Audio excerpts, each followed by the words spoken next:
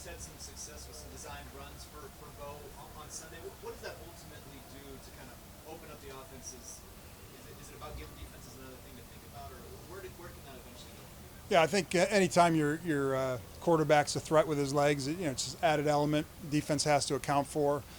I don't think we had more of those in this game plan. They just kind of got called in a time where, the look presented itself where he kept it off his reads. So I think it's something that's always been in the plans. And, some games they force you to give it. Some games they give you the opportunity for him to pull and get some yards. So, he's an athletic guy, and I think we're always, aware that whether it's on design runs, read runs, or just scrambling off a pass, definitely gives the defense something more to worry about. Have you generally been pretty pleased with the decisions he's making about when to run and Yeah, how to protect himself? for sure. Yeah, I mean there are a couple times maybe sliding feet first is a little safer, but I don't think he's done anything reckless. So, I've been very pleased. Obviously difficult for any quarterback, but especially with a rookie, how much can interior pressure, a guy like Quinn Williams, impact your plan and impact, a quarterback's comfort level? Yeah, for sure. I think, however long you've been in the league, if you feel comfortable in the pocket and, you're able to allow the routes to express themselves, develop, and get the proper reads, it helps everything. When the defensive line tells you it's time to throw the football, you got to throw the football or take a sack or move. And if they do that before the routes have developed, it makes things more difficult. So, interior pressure is always a problem for anyone. Obviously, we got good, stout guards, and they're going to have to play well. Joe, Jaleel and Javonte are both averaging just 2.2 yards per carry. What do you need to do to get those guys going? I don't know if you need to do it. I don't know if there's a specific step you have to take. I mean, obviously Tyler got in there and had the big run, and he's a guy that we really like. But the run game's one of those things where not every run's going to be a 20-yard gain, and you stick with it.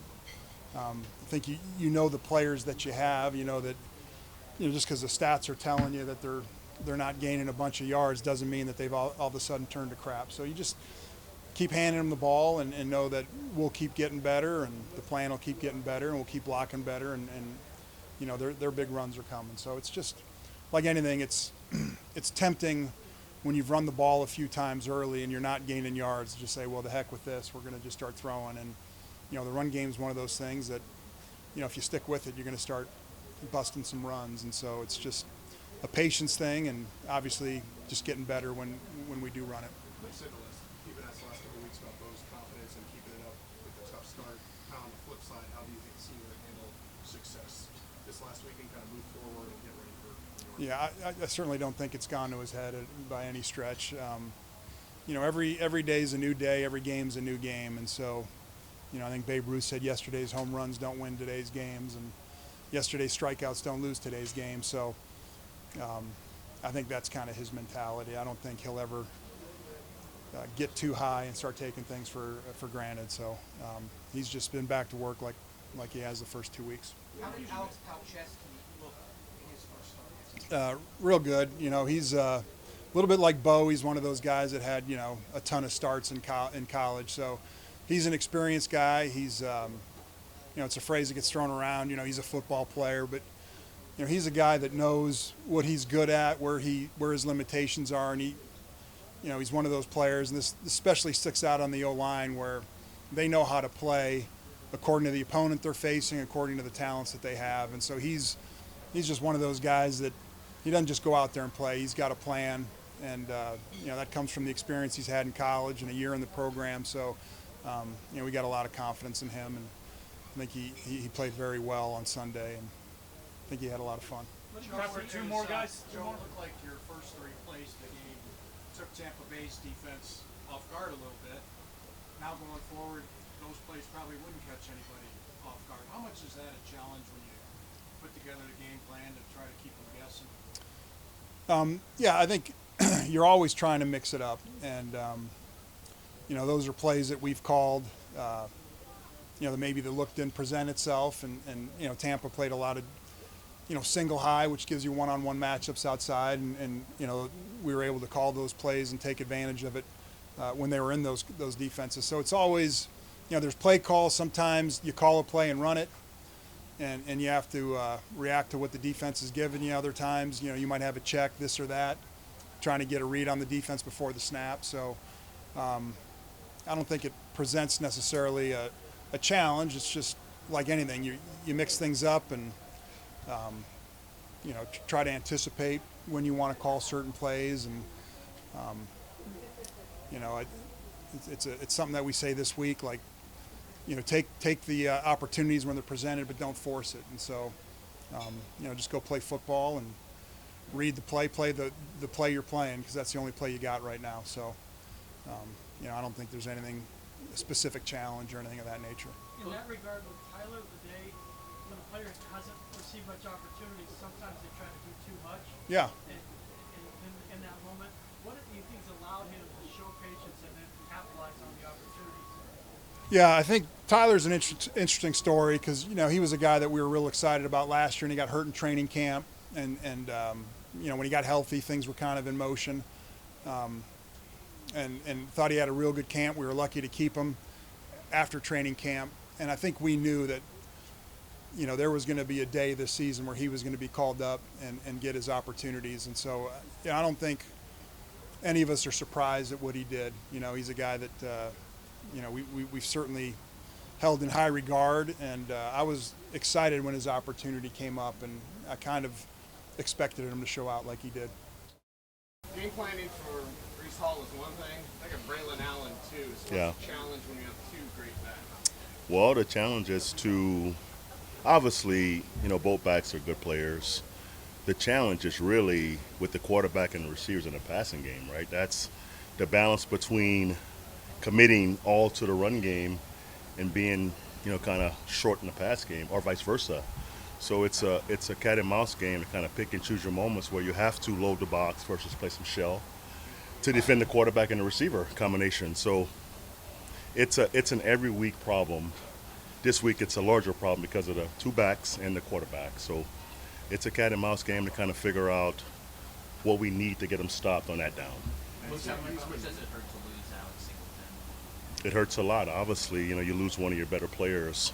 It's not good for you, but it's a long season, and every year something is going to happen, right? I didn't know what was going to happen, but I'm not, shook or surprised that we lost a good player. We have guys in that room that's been practicing and playing for us that we handpicked that we have to play with. And, when you lose a player like Alex, you have to, everyone has to do more. Have to be better on game day, and the safety's got to be better, and Pat's got to be better, So it's a group effort to kind of cover what he gave us. When you have, obviously known for a long time the caliber Pat is, Jaquan emerged last year. Yeah. When you have Ben Riley, showing that the passing play now, how much flexibility is that give you as a defense? Do you feel good about both the corners? Yeah, that's huge for us. Obviously, Pat's one of the best in the league, and you can game plan through Pat's skill set, but to have two other guys who can hold their own, and you can close the middle and play man or play fire zone with no worries. That's a big deal. Most good defenses have corners who can cover, right? You can close the middle without worrying about giving up a big play. That's half the battle of being a good defense, and having a D line who can rush the passer, who can hold up in the run game. So obviously, I'm proud of what he's done. He's still a young player. Every week we kind of figure out what he doesn't know, but it's happening on Wednesday, Thursday, and he fixes it before Saturday. So he's still young. He's playing good, solid football, but every week I'm reminded how young he is in practice. Like, okay, what was that, Riley? But he's a baby. He's still figuring it out, and it's organic and it's honest every week for him. So it's been fun to watch his progress, and he'll get better and better each week. What do you learn from him when you identify something during the Yeah. game that he has mostly? Yeah. Yeah, I mean, he's a fast corrector, and that's part of being a good pro. You have to correct quickly in this league, especially at corner, because every play can be a touchdown. but he corrects quickly and he digests it and he has it for next week. So that's a good sign for a young player. Vance, you touched upon a little bit there, but just talk about some of the factors. You guys had your ups and downs in defense last year. Now you're through 3 weeks, you're third in the NFL in total defense, sixth in points allowed. I mean, why is this defense really just turned around so much? I'll start with saying that last year doesn't matter, that we're way beyond that. You know, last year was that year, that was that defense. We're a different team, different coaches, different personnel, different mindset, you know, and so that doesn't matter. I think, you know, the players are really, really engaged every week, you know, and they take to the game plan quickly. I thought last week, I was so impressed with Wednesday's practice because the game plan was a little, you know, it was more into it. It was more complicated, but they took to it quickly, and they got it right in the first day. That was a good sign. So we have guys who are studying, who are doing things right, and that allows me to help them if they can digest game plan. So it's a smart group. It's young in some areas. It's got enough veterans to push us forward, but I've been proud to watch them play and have fun each week. What about the 7 sacks? I mean, what are some of the factors when you look at the film? Yeah, I mean, it's both sides. It's rush and coverage. You know, we had some things that we did that got some free runners, but a lot of it was guys in the back and covered and the front guys rushing. I've always said that our rushers were underrated. You know, and once we get a lead and having JFM inside pushing the pocket with Zach, you'll see Coop and those guys really come alive. You know, and I believe that. They're a lot better than people think they are. But, you know, it comes with having a lead. It comes with, you know, getting people down and getting multiple chances to rush the passer. Those guys will play well. Your pressure rate What sort of challenges it to go up against a guy like Rodgers who sees so much and seemingly against the blitz, not against the blitz, that's a play calling sort of challenge. I mean, a quarterback is obviously special. He's a Hall of Fame player. He's played a long time. I think I saw a stat yesterday from one of our coaches. His last, last 2 years of sacks have only been with a full-man rush and coverage, right? So pressure don't bother this guy. He's going to see it, right? He's seen every kind of pressure you can give him. So, you know, obviously when you're playing against a guy like this, you have to be in his head a little bit as far as knowing what he sees, you know, and knowing what you're showing him and taking it away. But he has seen it all. You know, it's our job to obviously win our one-on-ones. That's the challenge. You know, he's the quarterback. He don't catch the ball. So we have to win our one-on-ones and rush the passer and stop the run and do NFL things, you know, this Sunday to win. Time for a few more guys. Your pressure rate's been impressive. Was there a point, Vance, when you got a JFM and you get Roach and you changed that you knew this attacking mindset was starting to take shape for the off-season camp? Guys talk a lot about it camp, that we're going to be attacking and aggressive. I think you know, every year, you know, Wade taught me this years ago that it's not the scheme, but it's players first.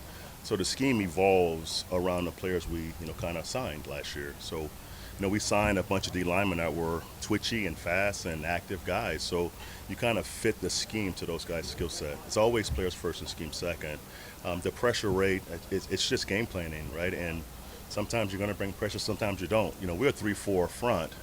So it can be a full-man rush that sometimes looks like a 5-man rush, and it's not really 5, right? And we have simulated pressures that look like 5, it's only 4. So it's just calling plays and having game plans to stop what they do best. That's our first order of business, and the game plan also helps our players to navigate their job. You know, so every week's different. You know, we'll see what happens on Sunday, but every plan is to help our players play well. Justin Sternad hasn't played a defensive snap in the regular season in 3 years, but yet it looks like he hasn't given up on playing inside linebacker, and either of you guys, how can a guy improve, get better when he's not out there playing? Well, I can't speak to how much he's played, Mike, but I can speak to he's made our team, and he's been a valuable part of our team for 2 years I've been here. It's NFL football, right? Every guy in the locker room is capable of doing the job, right? And you know, you don't keep guys on your roster who can't play in NFL games. Football is an ultimate team sport, so I have a lot of confidence in Justin and all those guys in that room to help us win the game, right? Just be 111 and do their jobs, right? And that's what the game calls for. So I'm not overly worried about, you know, that one spot. It's us, you know, playing together and doing our jobs, and are doing more around that guy who's going to play for Alex. You always Can talk about you, getting players last first. question, Troy? That means as a coordinator, you have to remove your ego. A lot of coordinators in this league do not. They get started Yeah. with it, double down. How are you, Yeah. how are you able to allow that to happen Right. where you don't put your Yeah, stamp? I just think if you're going to be in this league for a long time as a coordinator, you have to be able to evolve. You know, I hate saying that I'm a 3-4 guy or I'm a 4-3 guy, right? I'm a defensive coordinator. I can coordinate the players you give me. You know, I think you, as a young coach, you can kind of push yourself out of a lot of jobs if you're only a 4-3 guy, only a 3-4 guy. I've coordinated both. So, and again, it's players first. It's what's in the building that allows you to have success. It's a players league. So, you know, my scheme has always fit to the players first, and that's what you win with, players. Okay, good afternoon, guys. Good to be with you after a quality win last week on the road in Tampa. And from our side of the ball, it was neat to be a part of that. Complimentary football.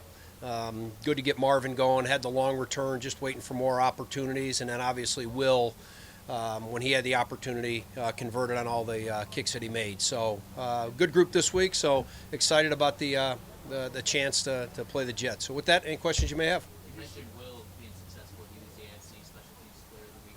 How cool is that for someone under you? Yeah, really good. And so we'll be the first to tell you, it's not only him, it's that whole operation. One of those things that kind of goes unnoticed. Riley does a great job of holding the football. Mitch has really worked on his short snaps and just making that operation as efficient as possible, and then the guys blocking. But Will's been great so far. So anytime that he's getting the call, he's responding, and so I know he'll be up for whatever we ask him to do on Sunday. But Will mentioned that Mitch is a lot further along this year than at this time last year. Where has he kind of improved in your Yeah, so the intricacies of that are the location. You know, when you look at a snapper like that, you look at where the ball is located, how tight the spiral is, and then the lace location. And so that also has to do with the holder. And so I would say that they're in a good spot. They're in a really good spot, and it is farther ahead, to his point, than it was last year at this time. And it's good to see that. Anytime you see players that are working on things and then it ends up converting, especially on Sundays, it's really neat to see. It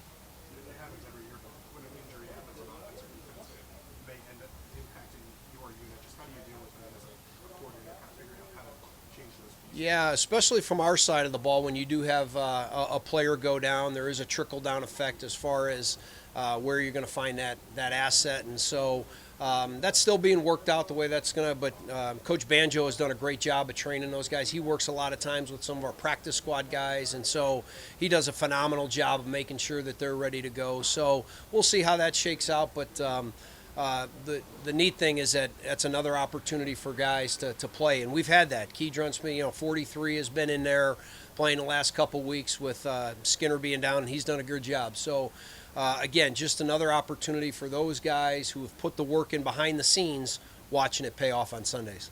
How would you sort of evaluate where your punt team and coverage unit's been at so far this season? Yeah, the numbers have been good, but I think the eyes will also tell you that's been a very efficient unit that's been able to push the ball down the field. There's a couple things that come to light.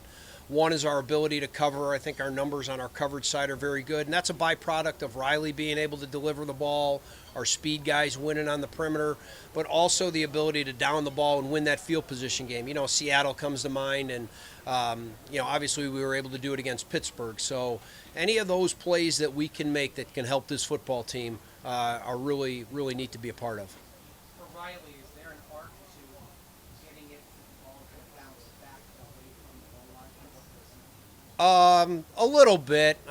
Sometimes you're at, that the ball's shaped differently. So you are at a little bit of the mercy of the ball. But I would say that over the years, you've seen more of these end-over-end punts. It used to be there was the coffin corner, the Fiegel's putting the ball out of bounds and painting the sideline. I think more and more, especially with more Australian punters, you're seeing the end-over-end ball. It's something that he's worked on. He's done a great job, and it's paid dividends early in the season.